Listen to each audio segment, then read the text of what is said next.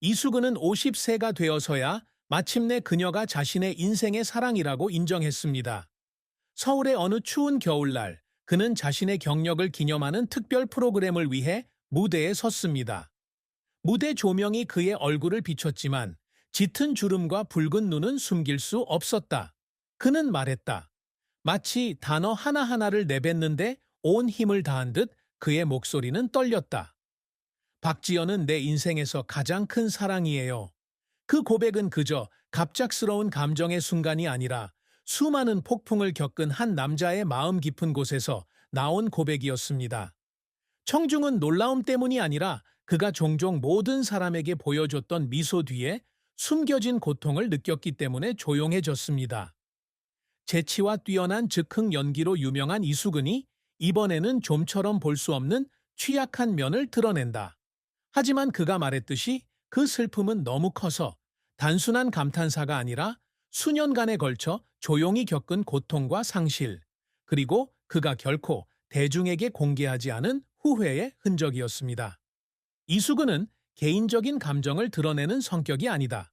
그는 그의 경력 내내 항상 재미있는 코미디언이자 날카로운 MC로 등장했으며 웃음을 위해 무엇이든 할 준비가 되어 있었습니다. 하지만 50세가 되자 그 후광이 점점 희미해지고 건강도 예전 같지 않자 그는 더 이상 그것을 숨기고 싶어 하지 않는 듯 했습니다. 그의 인생은 가난하게 자란 인천의 어려운 시절부터 한국에서 가장 사랑받는 코미디언 중 한 명이 되기까지 긴 여정이었습니다. 웃음과 박수갈채 속에 그는 눈물을 삼켰고 낙관적인 겉모습 뒤에 슬픔을 감췄다. 그렇다면 늘 다른 사람들에게 기쁨을 안겨주던 이수근이 인생 최대의 고통을 겪게 된 이유는 무엇일까? 그의 경력에서 어떤 일들이 그를 정상에 올려놓았고 다시 그를 최하위로 밀어냈을까요? 그는 어떤 업적을 이루고 싶어 할까? 그리고 박지연을 향한 사랑이 그의 격동의 삶에서 유일한 빛일까? 1975년 2월 10일 인천에서 태어난 이수근은 평화로운 어린 시절을 보내지 못했습니다. 그의 가족은 노동자 계층으로 좁은 골목길과 빈곤의 시대가 있는 작은 동네에 살았습니다.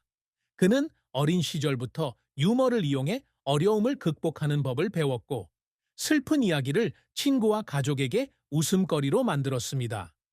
그것은 또한 코미디 무대로의 그의 여정의 시작이었고 이후 유명한 MC와 배우가 되었습니다.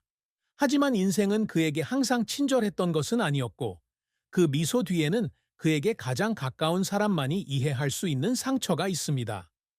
이수근의 인생에서 가장 큰 슬픔은 지적할 수 있는 구체적인 사건이 아니라 오랜 세월 그의 마음을 짓누른 일련의 상실과 압박이었습니다.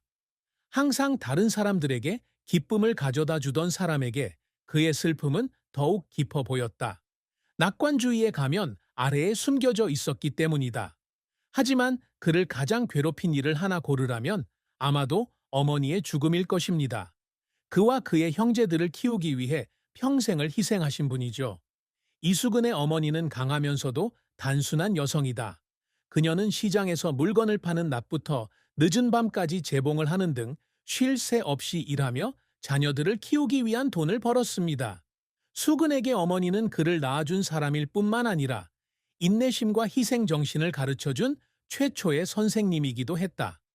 그는 희귀한 인터뷰에서 어렸을 때 가족이 너무 가난해서 온 가족이 밥 한 그릇에 간장을 조금 곁들여 나눠 먹어야 했지만 어머니는 항상 자녀들에게 자기 몫을 나눠주며 먹어라, 커서 좋은 일을 많이 할 거야 라고 말씀하셨다고 회상했습니다. 이 말이 그가 예술 경력을 추구하도록 영감을 주었는데 처음에는 그의 가족 중 누구도 코미디가 진짜 직업이 될 수 있다고 믿지 않았습니다.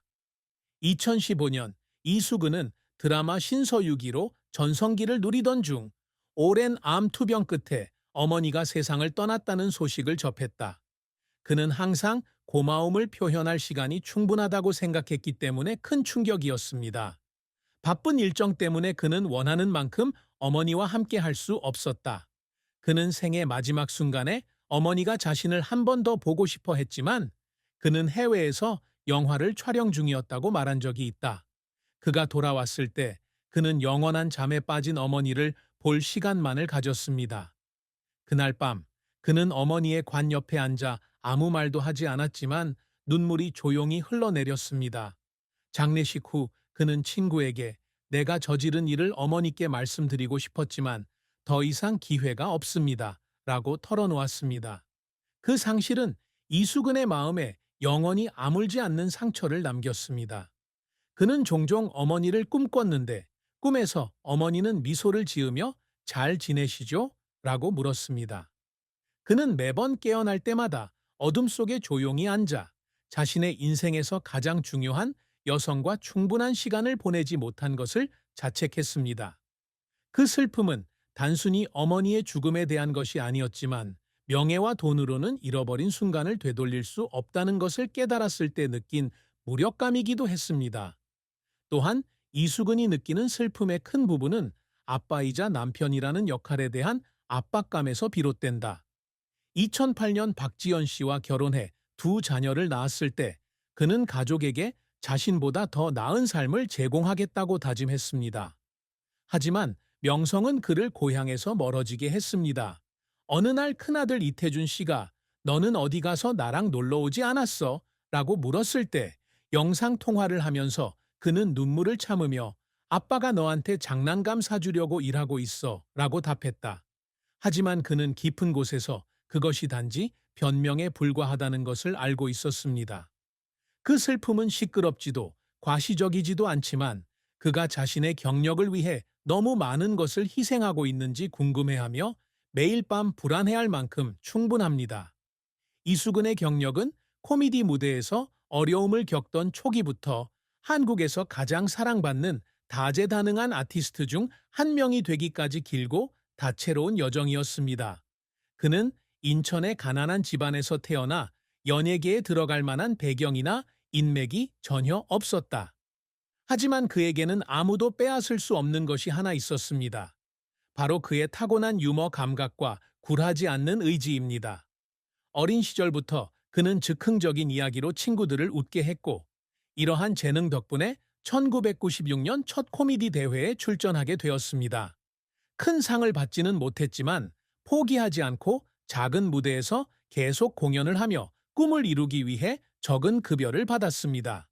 이수근에게 진짜 기회는 2000년대 초반 KBS 개그 콘서트 프로그램에 초대를 받으면서 찾아왔다. 그의 독특한 코미디 스타일, 특유한 목소리, 빠른 즉흥 연기로 그는 금세 친숙한 얼굴이 되었습니다. 연애 코스, 연애 상담사 등의 스킷은 웃음을 선사했을 뿐만 아니라 한국 코미디계에서 그의 이름을 알리는 데 도움이 됐다. 그때부터 그는 자신의 경력을 확장하여 많은 TV쇼에서 MC와 배우로 활동했습니다. 그의 큰 성공 중 하나는 강호동과 함께 1박 2일 시즌 1에 합류했을 때였다. 그룹의 막내로서 그는 재치 있는 농담과 긍정적인 태도로 신선함을 불어넣었고 쇼를 문화현상으로 만드는 데 기여했습니다. 이수근의 경력은 2015년 신서유기에 합류하면서 본격화되었습니다. 나영석 프로듀서의 연출해 진행된 이 쇼는 그의 유머 감각, 게임 창의성, 팀워크에 이르기까지 그의 재능을 최대한 발휘했습니다.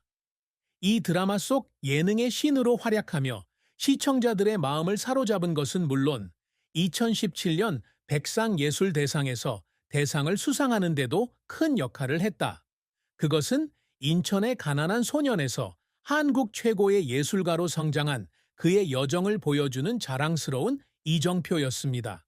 하지만 이수근의 경력은 항상 순탄했던 것은 아니다. 2013년 그는 가장 큰 좌절 중 하나인 불법 도박 스캔들에 직면했습니다.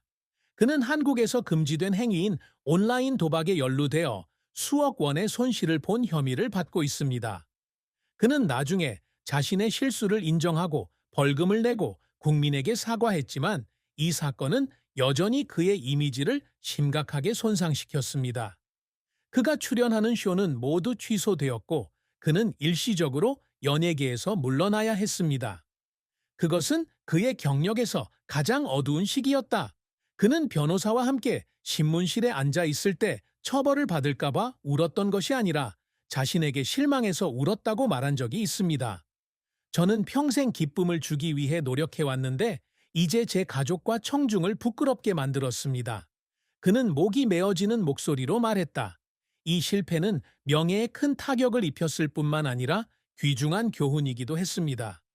이수근은 1년 이상의 공백기를 거친 뒤 2015년 영화 신서유기로 복귀했다. 컴백은 쉽지 않았습니다. 그는 청중의 의심, 언론의 압력, 더 이상 대중의 사랑을 받을 가치가 없다는 비판에 직면했습니다. 하지만 그는 포기하지 않았습니다. 그는 Knowing Bros와 Ask Us Anything 등의 쇼에 출연하여 쉴 새 없이 일했고, 이를 통해 자신의 재능과 인내심을 증명했습니다. 새벽까지 촬영이 계속되는 날도 있었는데 그는 차 안에 혼자 앉아 울기도 했습니다. 그는 한때 강호동에게 피곤해서 울었던 게 아니라 두 번째 기회가 왔다는 걸 알고 낭비할 수 없어서 울었다고 고백한 적이 있다. 그 눈물은 그의 끊임없는 노력, 믿음을 되찾고 자신이 여전히 존경받는 예술가임을 증명하려는 그의 결의에 대한 증거입니다. 이수근은 야심찬 남자지만 그의 야망은 명예나 돈에만 있는 것은 아니다. 그는 자신뿐만 아니라 그가 사랑하는 사람들과 그를 응원하는 청중들을 위해서도 의미 있는 성과를 이루고자 항상 열망했습니다. 그는 연예계에 입문한 초기부터 유명해지는 것이 아니라 사람들에게 기쁨을 주는 훌륭한 코미디언이 되는 것을 꿈꿨습니다. 사람들이 슬플 때 TV를 켜서 나를 보고 웃었으면 좋겠어요. 그는 어느 인터뷰에서 자신감에 찬 눈으로 이렇게 말한 적이 있다. 이를 위해 이수근은 배우기를 멈추지 않았습니다. 그는 김구라나 유재석 같은 개그맨들이 어떻게 일하는지 관찰하고 모든 상황에서 즉흥적으로 대처하는 법을 배웠으며 어색한 순